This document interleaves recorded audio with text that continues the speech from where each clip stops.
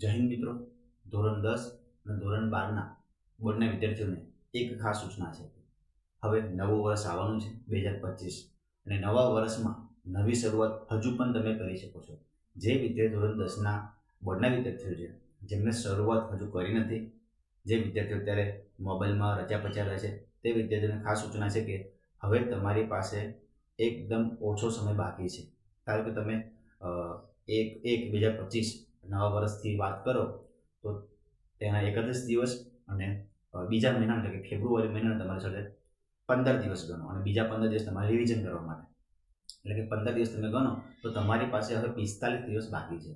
તો 45 દિવસમાં તમે તમારો સંપૂર્ણ કોર્સ એકવાર તમે કરી શકો છો. એટલે કે એમાંથી જે પણ આઈએમપી છે કે મોસ્ટ આઈએમપી છે તમે કરી શકો છો. અને હજુ પણ જે વિદ્યાર્થીઓ પાસ થવામાં તકલીફ પડે છે, તે પાસ થવાની શક્યતા ધરાવતા નથી, તે પાસ પણ થઈ શકે છે અને સારા વિદ્યાર્થીઓ મહેનત કરીને વધારે ટકા પણ મેળવી શકે છે, તેવી પણ કોશિશ કરી શકે છે. તો તમારી પાસે હજુ પણ સમય છે. જાગી જાઓ.